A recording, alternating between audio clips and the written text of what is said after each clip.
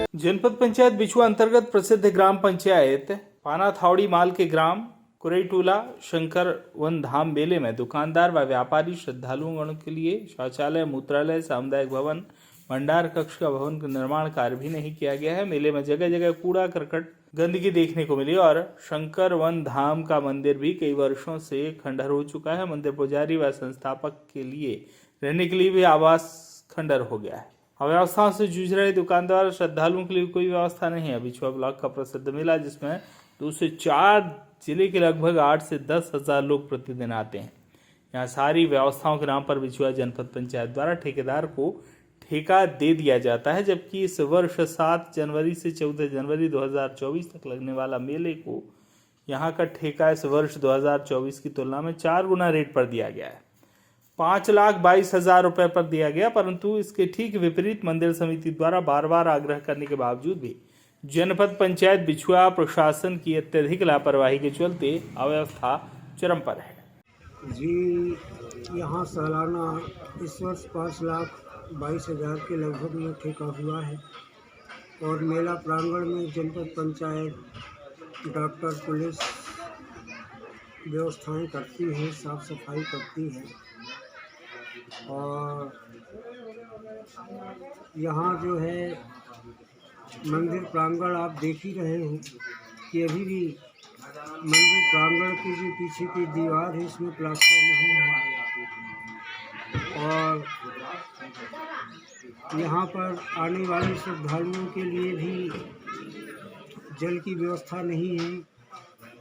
छोटे से छोटे धार्मिक स्थल में जल शुद्धिकरण की व्यवस्थाएं होती हैं, लेकिन यहाँ पर 1967 से लेकर के 2024 तक ना तो सत्यनारायण कथा भवन बनाया गया, जिसमें आम श्रद्धालु कभी कभी मधुमक्खी के प्रकोप के शिकार भी हो जाते हैं और ना ही हम लोगों को कभी मासिक वेतन दिया जाता है। माननीय श्री प्रीतम पटेल जी यहाँ के अध्यक्ष हैं, वो साल में 500 रुपये की राशि दे देते हैं। तो और जो भी है यहाँ व्यवस्थाएं आम श्रद्धालुओं के माध्यम से हम ये मंदिर व्यवस्थाएं करते रहते हैं। बाकी मंदिर व्यवस्था के लिए ना तो यहाँ समिति कोई राशि प्रदान करती है और ना ही जनपद यहाँ कोई राशि प्रदान करती है। ये राशि का कहाँ उपयोग किया जाता है? अब इस संबंध में तो आप माननीय श्री पटेल साहब से संपर्क स्थापित कीजिए या माननीय सीओ महोदय ही आपको बता पाएंगे, क्योंकि इस संबंध में मुझे कोई जानकारी नहीं। क्या अभी इस वर्ष में अभी कुछ जनपद के द्वारा कुछ विकास किया गया है यहाँ पर? जी हाँ, इस वर्ष क्या पिछले वर्ष जो है ये लैट्रिन बाथरूम साइड में बनाए गए हैं, कचरे के डब्बे बनाए गए हैं। डहरिया जी के सौजन्य से पिछले वर्ष से लेकर के इस वर्ष तक काफ़ी विकास हुआ है। मंदिर व्यवस्थाओं में भी उन्होंने कर्मचारियों की व्यवस्थाएं की हैं। बाकी जो है मंदिर पूजा पाठ की व्यवस्था के लिए कभी उन्होंने किसी भी किस्म की राहत राशि देने का प्रयास नहीं किया। अन्य श्रद्धालुगण जैसे बिछुआ के वरिष्ठ नागरिक श्री गाकरे जी जिन्होंने यहाँ टाइल्स प्रदान किया, श्री छेद के जी गढ़िया के वरिष्ठ नागरिक जिन्होंने यहाँ मार्बल प्रदान किया, श्री सन्नी सिंहरे इन लोगों ने यहाँ लाइटिंग व्यवस्थाएं की और जो है बाकी अन्य व्यवस्थाएं जो है हम लोग अपने पास से ही करते रहते हैं। इधर उधर के भूले भटके कथा पूजा पाठ वाले आ जाते हैं। ये शंकरवन मेला कब से कब बढ़ता है? ये मेला जो है नियम तो इसका 7 से 14 का है, पर ये जनवरी 1 जनवरी से प्रारंभ हो जाता है, 22 जनवरी तक चलता है। हाँ।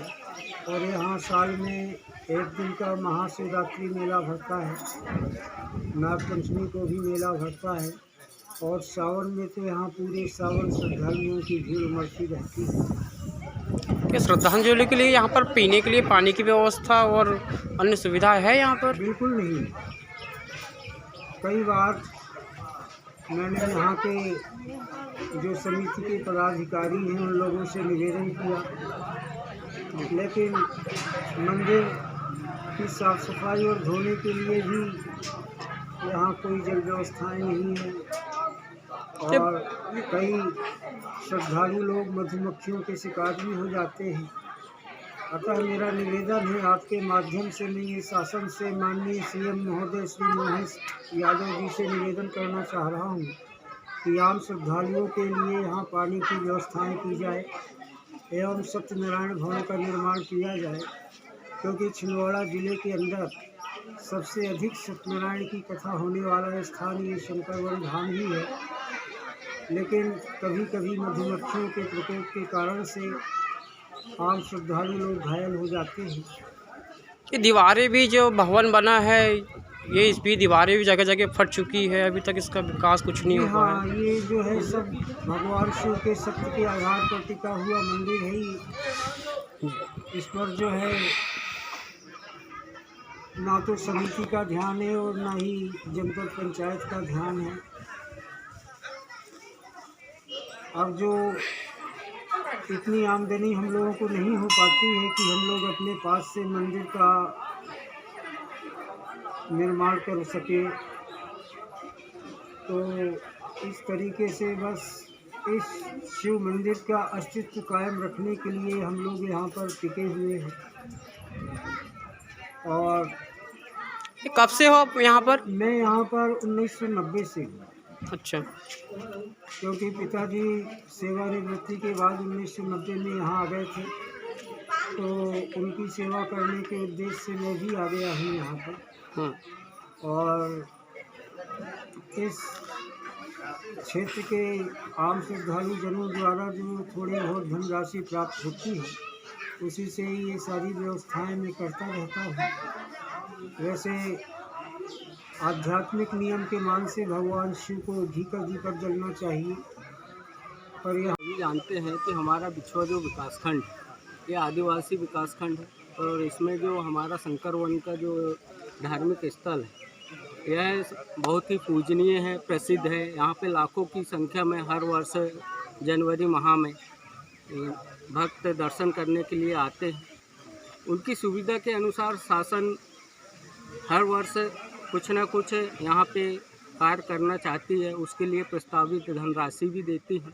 उसका काम अभी लगातार हो रहा है, लेकिन कुछ कमियां अभी दिख रही है, जैसे पानी की व्यवस्था उतनी सुचारू रूप से, पेयजल की व्यवस्था नहीं है, शौचालय की व्यवस्था नहीं है। तो इसमें शासन की जहाँ तक हो सके तो पूरी निगरानी रहना चाहिए और काम को अच्छे से अच्छे, जिससे श्रद्धालुओं को असुविधा ना हो, क्योंकि वह भी पूरे प्रदेश अपितु पूरे देश से आते हैं। जो मंदिर है जर्जर जो अभी जो हमारा महादेव जी का मंदिर है शंकर भगवान का, उसमें भी अच्छे से पुनः उसका पुनरुत्थान होना चाहिए, फिर से निर्माण होना चाहिए। और मेरा ये मानना है कि यहाँ पे जब इतने लोग आते हैं तो एक सामुदायिक भवन भी होना चाहिए, जिससे व्यक्ति जैसे 1967 से यहाँ प्रतिवर्ष मेला भरता है और जनपद पंचायत हर वर्ष यहाँ ठेका देती है।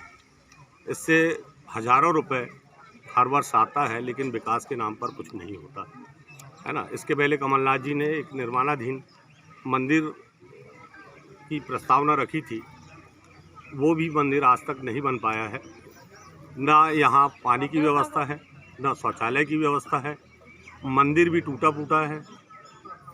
पंडित जो रहते हैं, आप अगली आए हो यहाँ पर, उनके भी साथ में पंडित को रहने के लिए भी व्यवस्था नहीं है। और हर मेले में कम से कम हजारों सत्यनारायण का पूजन होता है और प्रतिदिन भी यहाँ सत्यनारायण पूजन 2-4 कथाएं हमेशा होती है। हम लोग भी यहाँ पर सत्यनारायण पूजन में शामिल होने हुए आए हैं और हर दिन 200-400 लोगों का यहाँ आना जाना लगा रहता है। इस हिसाब से इस धाम में किसी भी प्रकार की जो है वह सुविधा नहीं है। जो राशि जो जनपद देती है, ठेका देती है विकास के लिए, ये राशि का उपयोग कहाँ किया जाता है? क्या विकास हुआ है अभी यहाँ पे कुछ? आज तक कोई भी विकास नहीं हुआ है और इसका पैसा कहाँ जाता है, कौन खाता है, इसका कोई भी। से चंचलेश इंदौरकर की रिपोर्ट।